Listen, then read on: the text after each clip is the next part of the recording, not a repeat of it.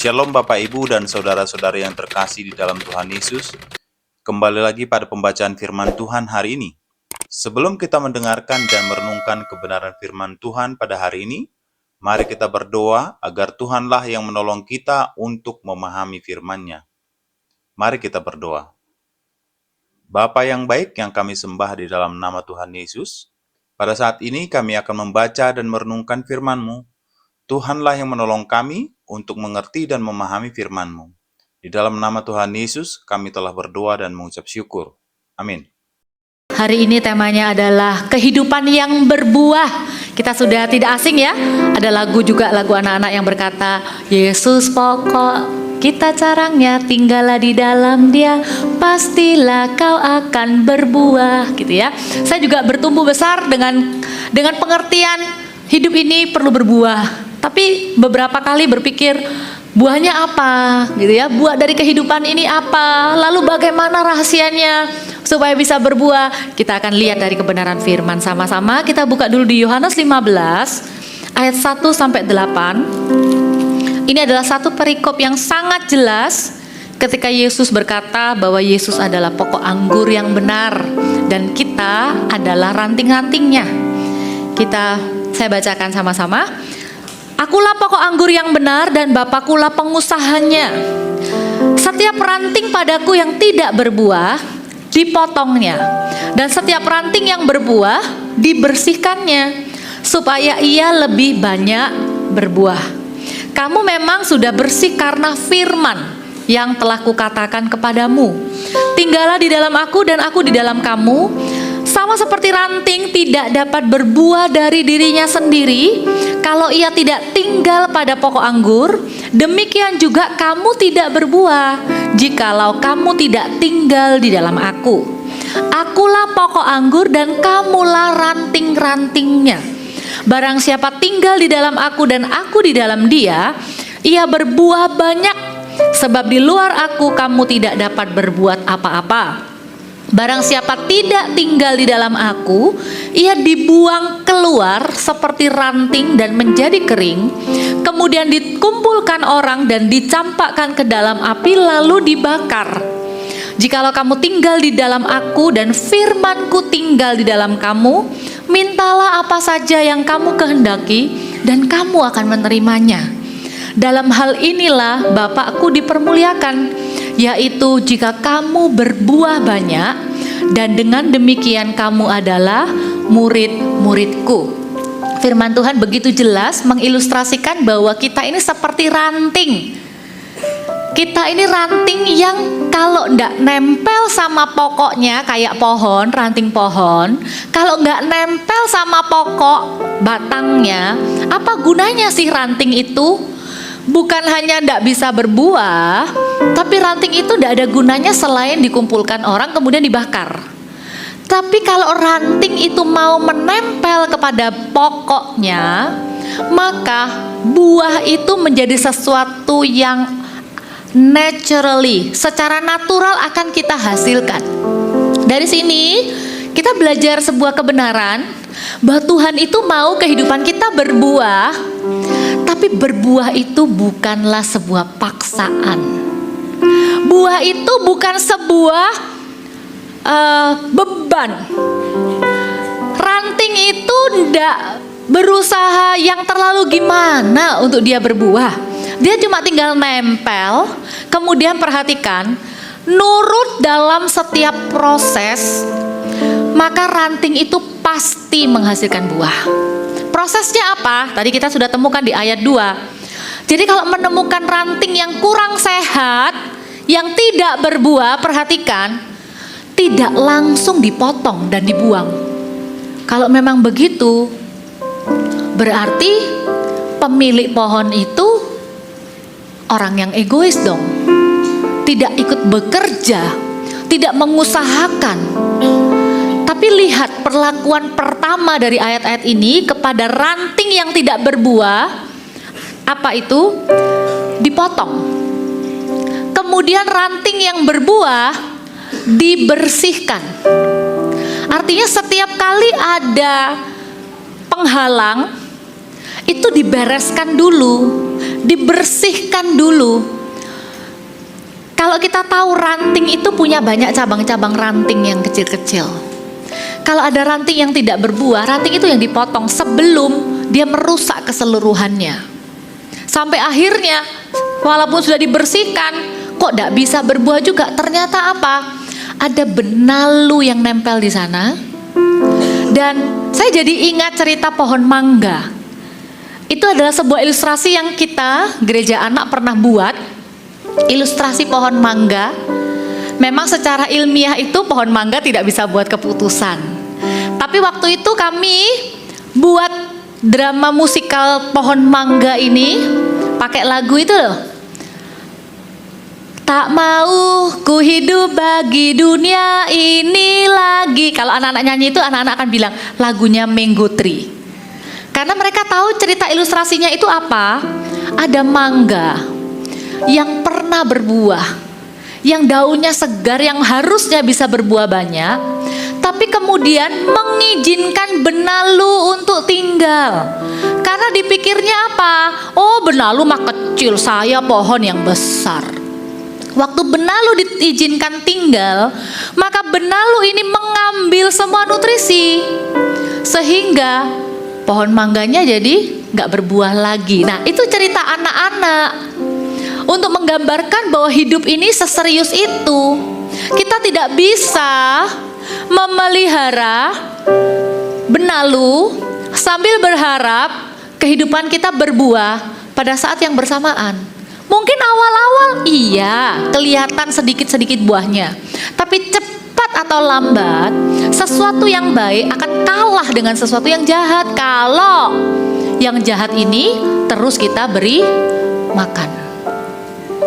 Apa yang kita biarkan satu hari akan menjadi lebih kuat dari kita.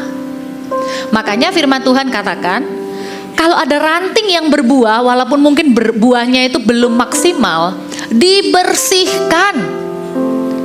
Pengusaha, Bapak yang adalah pengusaha ini mengerjakan. Roh Kudus diutus, dikirim untuk membersihkan hidup kita dari waktu ke waktu.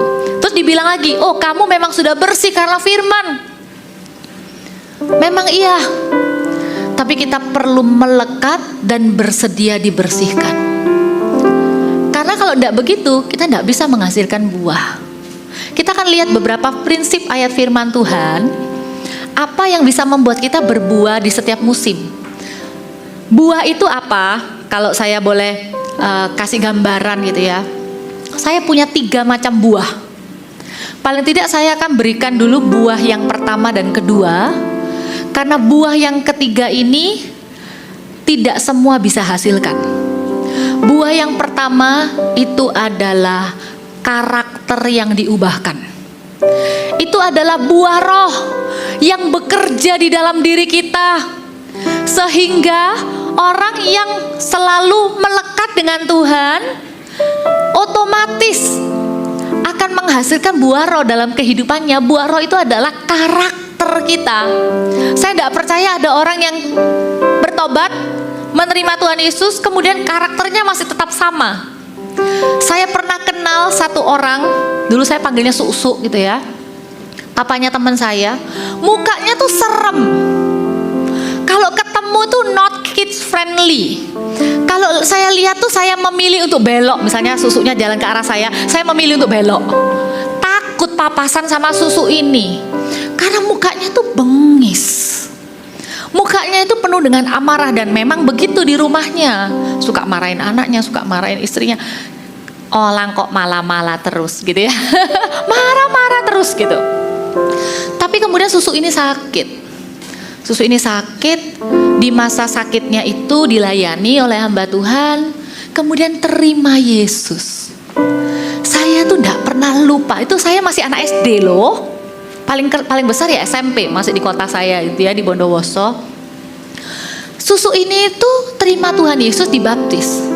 Saya masih ingat saya papasan sama Susuk itu dari jauh.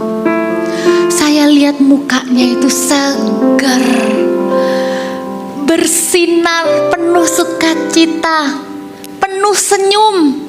Saya itu yang biasanya suka belok kalau papasan sama orang ini, saya itu berani loh papasan lewat. Lalu saya itu dikasih uang untuk beli es krim. Bukan karena uangnya ya, tapi karena mukanya.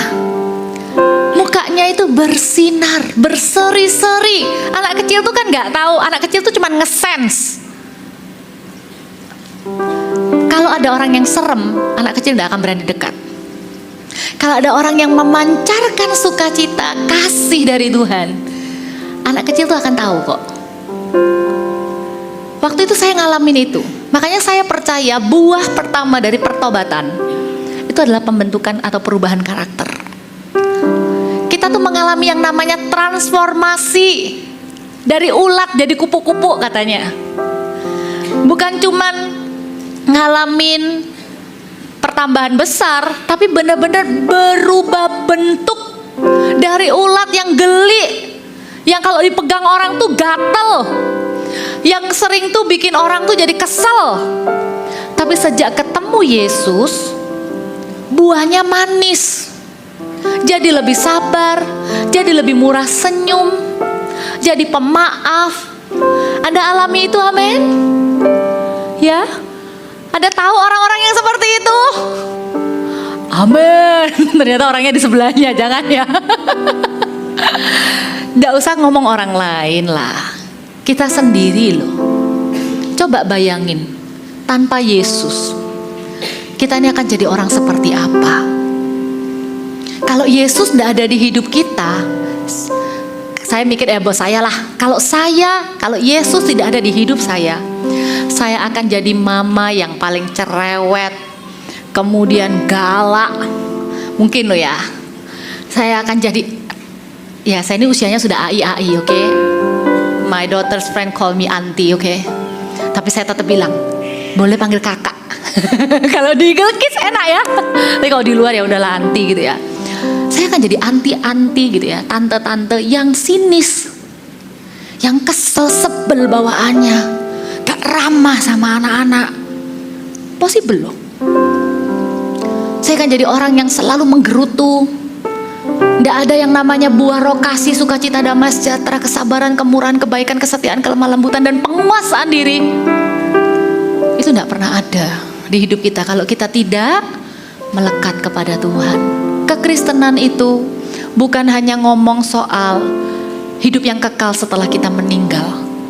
Kekristenan itu juga ngomong bagaimana menghasilkan buah selama kita masih hidup. Dan buah yang pertama yang bisa dinikmati oleh orang-orang di sekitar kita, yaitu karakter kita yang diubahkan oleh Tuhan. Amin. Ya, pohon jeruk nggak perlu bilang saya ini jeruk. Gimana caranya kita tahu kalau dia pohon jeruk? Ya waktu dia berbuah. Ini pohon apa sih? Semuanya hijau, sama aja, batangnya coklat, daunnya hijau. Tapi begitu ada buahnya, kita tahu, oh ini jeruk, oh ini stroberi, oh ini. Buah itu untuk dinikmati oleh orang lain. Yang paling pertama menikmati karakter kita yang diubahkan siapa? Orang yang terdekat dengan kita. Karena itu berhenti berkata, saya sudah kayak begini orangnya. Saya ini orangnya memang keras. Dari muda saya sudah dilatih sama papa. Wah, enggak tahu ceritanya uncle ini. Wah, gitu. Kamu enggak tahu ceritanya papa. Wah, papa ini keras gini. Enggak ada orang yang tidak bisa diubahkan oleh Roh Kudus. Enggak ada orang yang boleh berkata, saya ini memang orangnya begini. Ada memang karakter dasar, karakter bawaan. Tapi bukankah dia kekang suci di dalam diri kita? Apa yang tidak benar dibersihkan supaya bisa berbuah. Amin. Oke, kita akan lihat bagaimana prinsip yang pertama ya di Yeremia 17 ayat 7 sampai 8. Ternyata ada hubungannya ya. Kita lihat sama-sama. Diberkatilah orang yang mengandalkan Tuhan, yang menaruh harapannya pada Tuhan. Ia akan seperti pohon yang ditanam di tepi air, yang merambatkan akar-akarnya ke tepi batang air, yang tidak mengalami datangnya panas terik, yang daunnya tetap hijau, yang tidak khawatir dalam tahun kering dan yang tidak berhenti menghasilkan buah. Ternyata bisa loh sebuah karakter itu konsisten ada di hidup kita. Bukan cuman pada waktu moodnya lagi baik, keuangan lagi baik-baik, kemudian kita bisa jadi sabar. Kalau gitu bingung dong anak-anak ya. Papa mamanya sabar tanggal 1 sampai 15. Lalu papanya uring-uringan, mamanya uring-uringan, tengkar-tengkaran mereka dari tanggal 15 sampai 30 karena mulai bokek. Kalau kayak gitu kondisinya, maka buah yang dihasilkan itu, perubahan karakternya itu tidak kekal nilainya. Tapi coba lihat firman Tuhan ini ajarkan apa? Tidak berhenti menghasilkan buah. Is it possible? Iya. Bukan hanya buah karakter. Buah yang kedua itu adalah orang yang jadi kenal Yesus karena kita. Buah yang pertama namanya karakter. Buah yang kedua namanya pertobatan orang lain. Itu yang dinamakan menghasilkan buah. Artinya lewat hidup kita ada orang yang diberkati, terus lihat, ih aku tuh tahu loh kamu tuh orangnya pelit banget. Sejak kamu kenal Yesus kamu jadi murah hati. Paling tidak orang ini bisa membuat orang lain lebih mudah kenal Yesus, lebih mudah percaya Yesus. Nah, orang seperti apa yang tidak berhenti menghasilkan buah ini? SD disukain teman, temennya diajak ke gereja. SMP juga lakukan yang sama. SMA apalagi, temennya diajak kelompok belajar bersama. Mau play date tapi ke gereja dulu. Nggak berubah. Mau kuliah di luar negeri pergaulannya jungkir balik, dia tetap konsisten berbuah. Karakternya nggak berubah, tetap tuh jadi berkat. Kalau dia ajak orang ke gereja, orangnya mau, nggak bilang halah lu sendiri tingkah lakunya kayak gitu ngajak-ngajak orang ke gereja. Nggak jadi batu sandungan, tapi jadi buah yang manis yang membuat orang tuh mau datang ke pohonnya. Setiap musim loh bisa. Tidak berhenti menghasilkan buah itu possible. Ternyata waktu kuliah sudah selesai, tempat kerja, di tempat kerja itu juga tetap loh menghasilkan buah. Tidak berhenti menghasilkan buah. Kuncinya ada di apa? Mengandalkan Tuhan dan menaruh harapan sama Tuhan. Ini artinya apa? Mengandalkan Tuhan dan menaruh harapan sama Tuhan itu artinya apa? Orang yang bisa menghasilkan buah, orang yang bisa bersaksi sama orang lain, orang yang bisa punya karakter yang buah roh dan kemudian bisa menceritakan kebaikan Tuhan kepada orang lain, adalah orang yang hatinya tidak pernah kecewa kepada Tuhan. Orang yang mengandalkan Tuhan itu tidak pernah dikecewakan. Kenapa kok bisa ada orang kecewa sama Tuhan?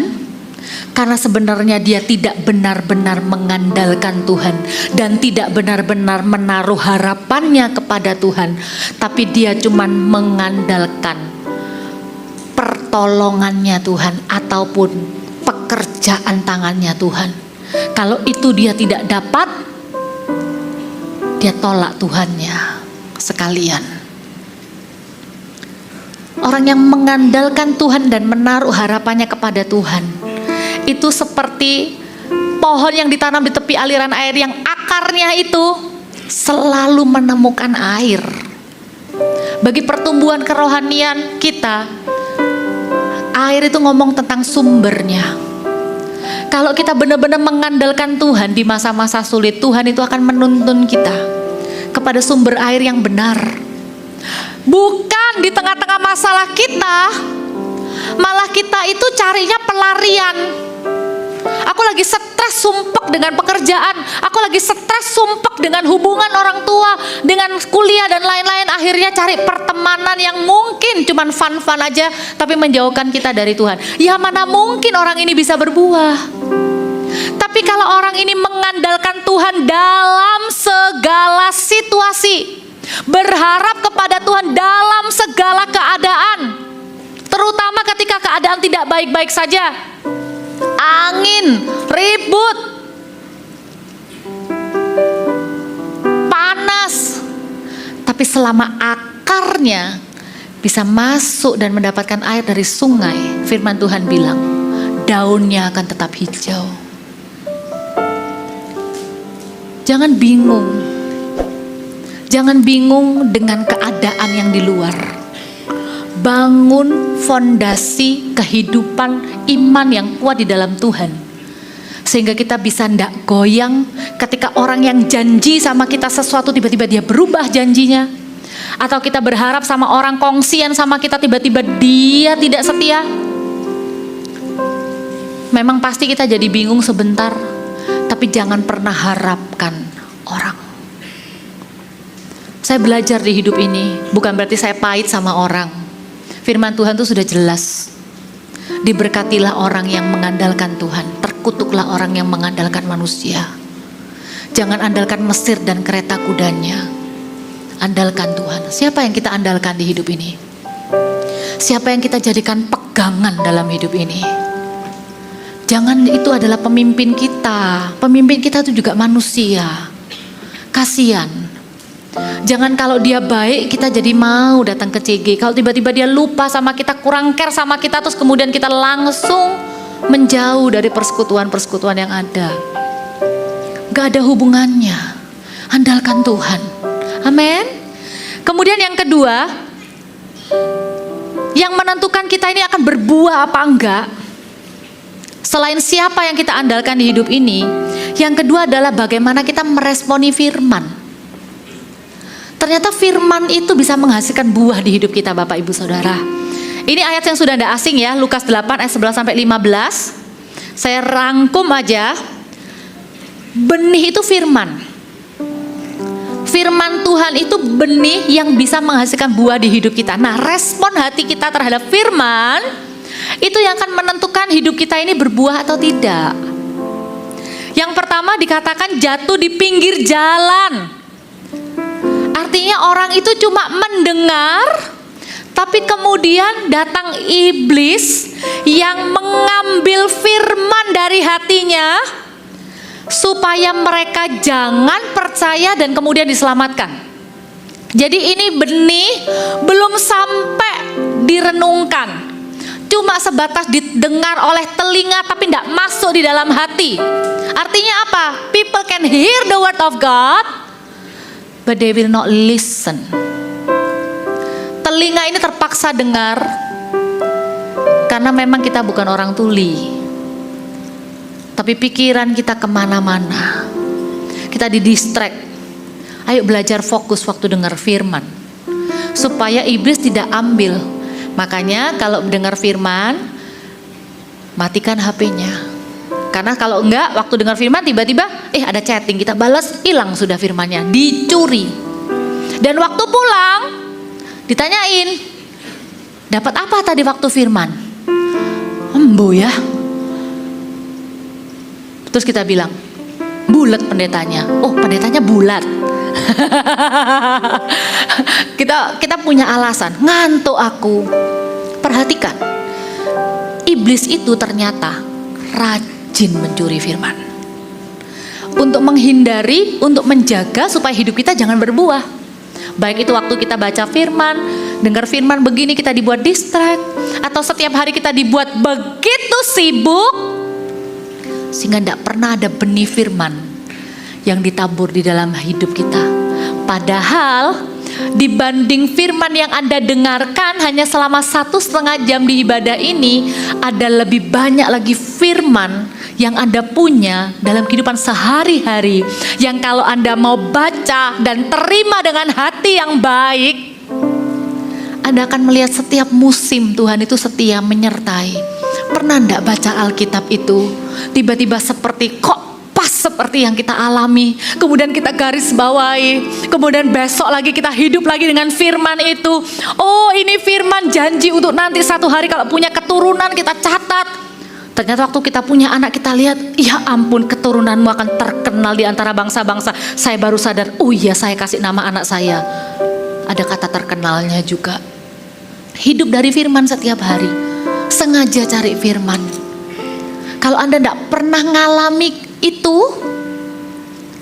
Anda tidak bahkan kepada logos aja Anda tidak tertarik, maka Anda tidak akan pernah ngalami yang namanya rema. Firman yang tepat pada waktunya Anda baca, tepat pada waktunya berbicara kepada kehidupan Anda, maka jangan heran kehidupan kita menjadi kehidupan yang tidak berbuah. Kenapa? Yaitu dicuri sama iblis. Kemudian yang kedua apa? Jatuh di tanah berbatu-batu. Ini bukan orang keras hati loh ya yang tidak mau terima firman. Salah.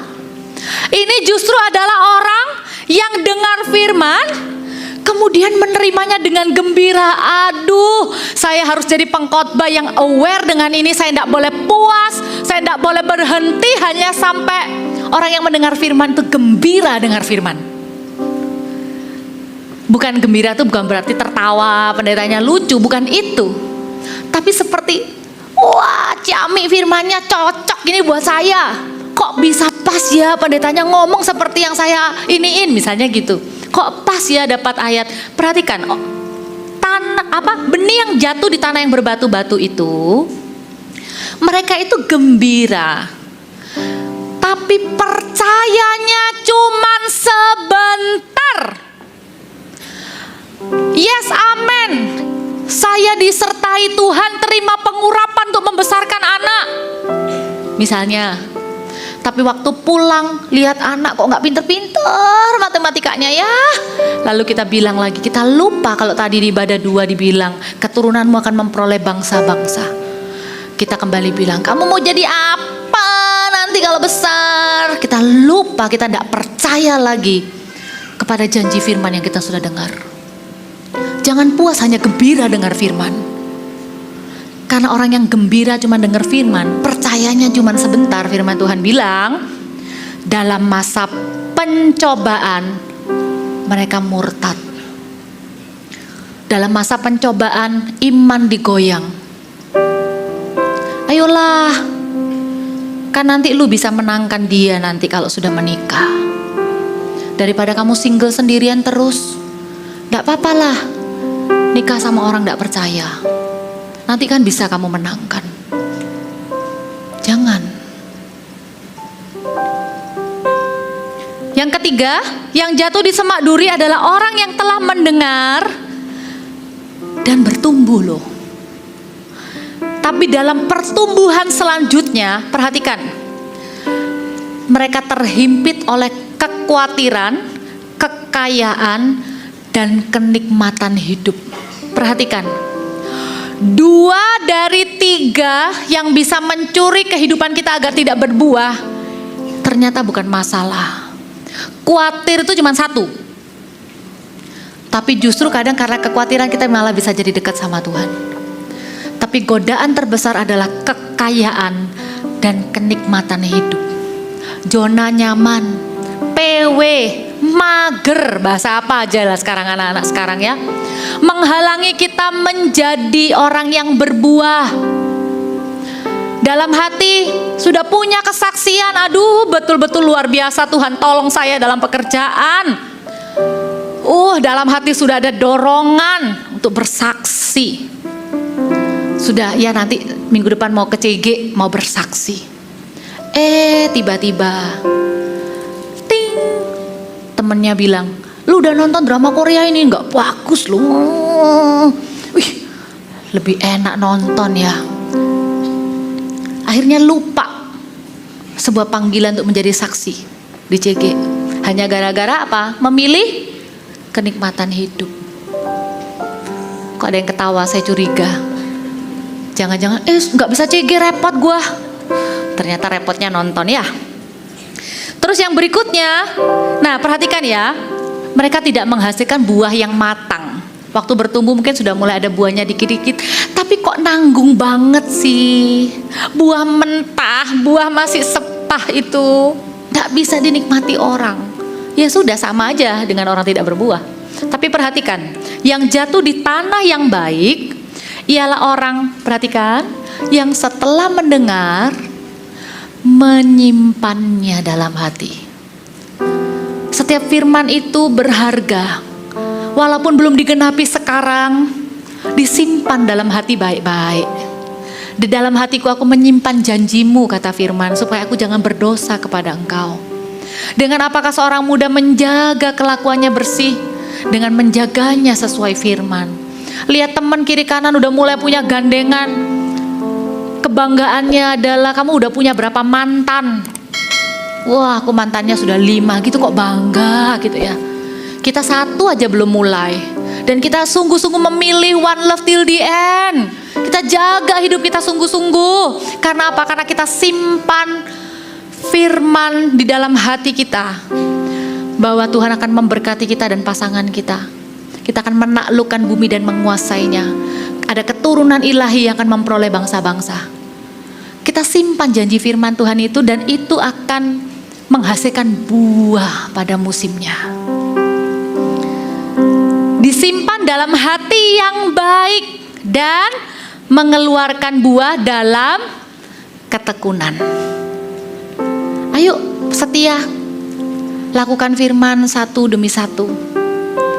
Taati firman satu demi satu, hidup sesuai firman satu demi satu.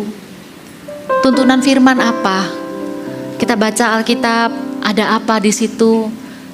Percayalah, Tuhan itu tahu kok makanan rohani apa yang tepat seperti apa yang kita butuhkan. Roh Kudus itu, walaupun kita baca pasal yang sama, coba deh kita tes.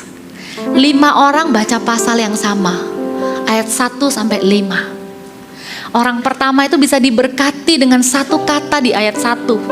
Orang kedua bisa bilang saya diberkati dengan ayat 3. Dari satu sumber makanan yang sama, Roh Kudus mengerjakannya sesuai kebutuhan kita masing-masing.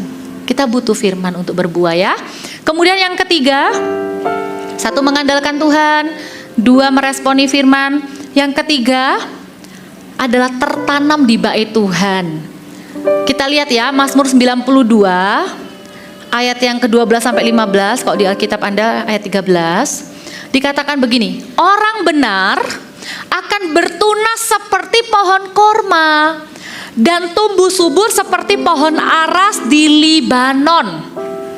Mereka yang ditanam di bait Tuhan akan bertunas di pelataran Allah kita. Pada masa tua pun, lihat, mereka masih berbuah, menjadi gemuk dan segar, untuk memberitakan bahwa Tuhan itu benar, bahwa Ia gunung batuku dan tidak ada kecurangan padanya. Bukan hanya kita mengandalkan Tuhan, meresponi firman, tapi ayo kita tertanam dalam sebuah gereja lokal. Coba deh, kita beli cangkokan gitu ya, kita beli bibit atau pohon kecil yang sudah mulai ada buahnya deh, gitu ya, atau adalah sehat daunnya lah. Lalu kita tanam, tapi kita pindah-pindah terus potnya dan tanahnya. Kita cabut, kita tanam lagi di pot yang berbeda, kemudian kita cabut lagi, kita pindahin lagi ke tanah lagi yang lain, dan seterusnya begitu. Pohon yang demikian tidak bisa berbuah. Kalau Anda mau berbuah, waktu Anda ada di sebuah gereja lokal, pilihlah untuk tertanam. Tertanam itu artinya apa? Anda tidak bisa pindah-pindah semau gue. Bapak Ibu, tolong hentikan sebuah pemikiran yang enggak tahu saya ya, ini pemikiran dari mana, siapa yang ngajari. Gereja itu bukan restoran, di mana kita itu bisa keliling-keliling pilih pembicara mana yang lucu, yang kita suka, yang kita favorit, di mana dia ke sana lalu kita datang ke sana. Tuhan itu cinta gerejanya. Tuhan itu cinta jemaatnya. Karena cintanya kepada jemaatnya, Tuhan akan mengutus hamba-hambanya untuk berbicara kepada jemaatnya. Saya bersyukur gereja kita itu tidak mengandalkan artis atau pembicara populer. Kalau iya, saya tidak akan pernah diberi kesempatan untuk berbicara kepada jemaat. Dan saya bersyukur Anda datang pasti bukan karena pembicara. Ya minimal Anda datang karena ini gereja yang paling dekat dengan rumah Anda. Tidak apa-apa. Tapi putuskanlah untuk tertanam. Jangan pindah-pindah lagi. Doa sama Tuhan. Gereja ini atau bukan gereja ini. Demi pertumbuhanmu. Karena Tuhan mau Anda berbuah. Kalau Anda bisa berbuah, bukan di rumah Tuhan di tempat ini, kami akan memberkati Anda. Bertumbuhlah di tempat di mana Anda bisa tertanam, di bait Allah. Orang yang tertanam di bait Allah itu, pemazmur bilang, aku akan menyaksikan kemurahan Tuhan, menikmati baitnya. Kebajikan kemurahan akan mengikuti aku seumur hidupku. Aku akan diam dalam rumah Tuhan sepanjang masa. Jangan pindah gereja karena kecewa. Jangan pindah gereja karena bosan. Pindah gereja karena ada visi Tuhan. Karena kami juga nggak kepengen cuma nambah follower. Buah terakhir yang kita bisa hasilkan adalah murid. Dan untuk menghasilkan murid, harganya mahal. Saya tertanam di gereja Mawar Sharon sejak saya kuliah. Alasan saya pindah gereja itu adalah karena saya pindah kota. Gereja ini tidak sempurna, banyak kelemahannya. Semakin saya masuk di dalamnya, saya semakin tahu kelemahannya. Tapi saya tahu saya anak Tuhan di rumah Tuhan di tempat ini. Saya dimuridkan dari ranting yang tidak tahu apa-apa, dari ranting yang tidak bisa apa-apa, sampai jadi orang yang bisa menghasilkan buah, bisa bersaksi tentang Tuhan. Demikian juga dengan Anda. Kalau Anda tertanam dengan baik di bait Allah, Anda tidak akan disia-siakan. Bahkan sekalipun mungkin pemimpin Anda itu bukan orang yang specifically come to you dan bilang nanti ya kamu jadi pemimpin. Tuhan tidak akan membiarkan Anda. Tuhan yang akan membersihkan ranting-rantingnya. Tuhan yang akan memastikan setiap orang yang tertanam di pelataran bait Allah bertunas dan berbuah. Bukan hanya pada saat anak muda berapi-api berbuah menjangkau jiwa. Siapa bilang di gereja ini tidak boleh ada orang yang pensiun rohani dini. Orang-orang dewasa pun didorong untuk terus menjadi saksi. Benar ya? Bahkan orang-orang senior pun usia 55 kita sedang doakan untuk mengalami kebangunan rohani. Kita akan sering nanti lihat laporan kemenangan.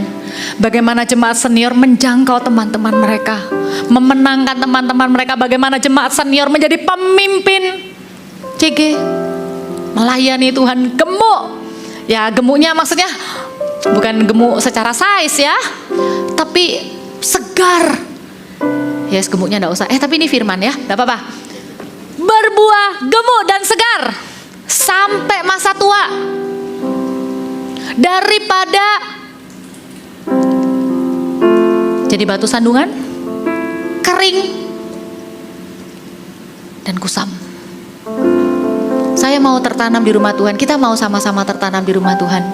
Kita mau terus bersaksi sampai akhir hidup kita. Ada satu pelayanan yang tidak akan pernah diambil dari kita sampai akhir hidup kita.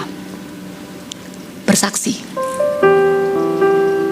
Makanya tadi firman Tuhan bilang, pada masa tua pun mereka akan tetap berbuah. Karena buahnya yang kedua bukan cuma karakter, tapi kesaksian.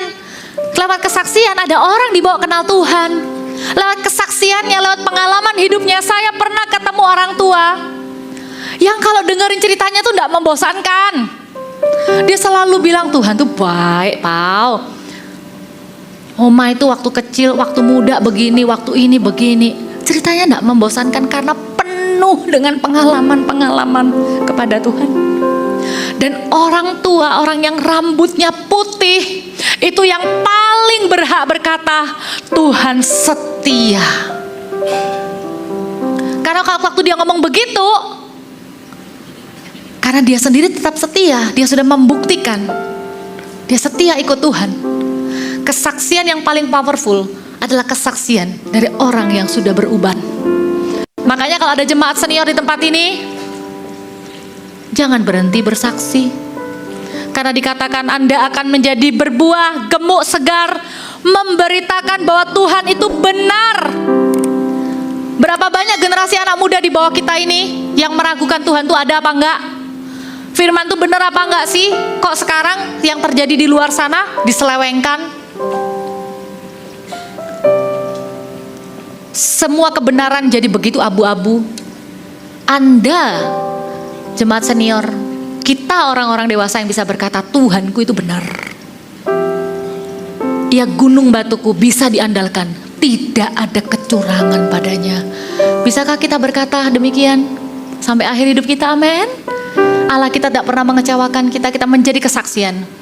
Dan yang terakhir, buah yang terakhir itu namanya murid. Dan untuk menghasilkan buah yang namanya murid ini, dibutuhkan orang-orang yang mau mati bagi dirinya sendiri dan hidup bagi visi Tuhan melalui gerejanya. Kita bisa bawa orang terima Tuhan Yesus. Puji Tuhan, jangan berhenti lakukan itu ya. Menangkan jiwa, bawa VIP ke CG Fund. Orang yang dibawa, tahu gak sih? Jemaat kita itu mau anak-anak, tua muda, atau orang dewasa itu ya. Kalau follow up orang, ajak orang ikut CG itu kayak orang jatuh cinta. PDKT, abis-abisan, walaupun ditolak, maju terus. Ditolak 10 kali, maju lagi. Berapa banyak kesaksian Anda yang datang ke CG itu karena pertama itu kayak, ya wes lah, daripada diajakin terus, ya wes lah sekali aja nyoba. Sudah nyoba sekali, jatuh cinta deh. Bener kan? Tidak apa-apa, tetap lakukan itu. Tapi ada satu panggilan lagi. Waktu kita memuridkan orang lain. Memuridkan orang lain itu bukan cuman tugas pendeta. Karena Tuhan tuh bilang, pergilah dan jadikanlah sebuah bangsa muridku. Dan ajarlah mereka untuk melakukan apa yang kuperintahkan kepadamu, dan ketahuilah aku menyertaimu sampai akhir zaman. Saya tutup dengan satu ayat ini, Yohanes 12 ayat 24. Ini memang konteksnya di ayat Alkitab ngomong tentang kematian Tuhan Yesus. Kita tidak perlu mati lagi di kayu salib, tapi prinsipnya ini bisa kita terapkan di kehidupan kita. Kalau kita mau menghasilkan buah yang ketiga yang namanya murid, maka ayat ini harus terjadi dalam hidup kita, yaitu aku berkata kepadamu, sesungguhnya jikalau biji gandum tidak jatuh ke dalam tanah dan mati, ia tetap satu biji saja. Tetapi jika ia mati, ia akan menghasilkan banyak buah. Ada orang-orang hamba-hamba Tuhan yang menjadi pendahulu-pendahulu, pendiri-pendiri gereja awal di tempat kita, adalah orang-orang yang mati bagi visinya sendiri, bagi hidupnya sendiri, bagi mimpinya sendiri, bagi keinginan keluarganya, dan semua bagi-bagi yang lain. Memberikan diri untuk mati bagi diri sendiri, tapi hidup bagi Kristus dan kerajaannya. Dan lihatlah sekarang buahnya ada di mana-mana. Dan itu yang Tuhan akan kerjakan kepada kita. Mungkin kita tidak harus tinggalkan pekerjaan kita, tapi kita bisa punya iman yang tidak egois untuk kita melihat orang lain itu jadi maju di dalam Tuhan. Kita bisa latih, kalau kita pelayanan, kita latih orang baru untuk jadi hebat. Kita muridkan bukan hanya teknis pelayanannya, tapi karakternya. Yang ada di CG dijadikan sponsor, dititipi 4 orang. Kalau Anda jadi sponsor tapi Anda belum menjaga kehidupan 3-4 orang, datang ke CG Anda bilang, saya harusnya membantu Anda berjaga-jaga atas 3-4 orang. Follow up dengan baik, ngajak ketemuan, bayar harga. Anak-anak muda kita, saya salut dengan mereka. Kalau anak kecil belum terlalu ya, paling-paling ya cuman chatting mengingatkan gitu. Tapi anak-anak muda kita tuh luar biasa. Bahkan beberapa CG family kita tuh juga demikian. Mereka ngorbankan jam tidur siangnya, yang biasanya liburan tuh bisa tidur siang. Aduh, untuk anak muda ya tidur siang tuh berharga, bener gak? Kalau libur sekolah gitu pengennya tidur gitu. Tapi karena mau jemput jiwa baru, mau ngajak makan sambil cerita-cerita bagi hati untuk visi Tuhan. Pernah diajak makan sama pemimpin Anda? Lalu di situ diceritakan tentang visi Tuhan, kegerakan Tuhan? Pernah? Gak pernah ya? Oke. Mungkin bukan diajak makan lah ya, diajak minum teh atau minum kopi ya, atau diajak ketemuan one on one, diceritain, ditelateni satu demi satu. Dari orang yang gagap gak bisa ngomong, dilatih bersaksi. Tahu gak? Buah yang ini, itu yang paling manis rasanya.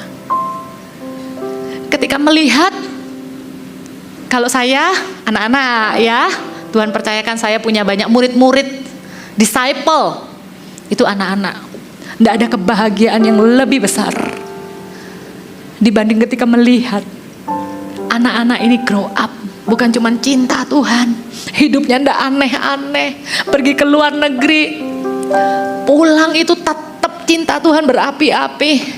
Karena kuliahnya di luar negeri, puji Tuhan, berarti dia bisa bahasa Inggris, pulang langsung masuk CG English kita. Dipakai Tuhan bersaksi. Tidak ada kebahagiaan yang lebih besar daripada itu. Ketika melihat semua anak-anak ini menjadi murid Tuhan, dan mereka dipakai Tuhan.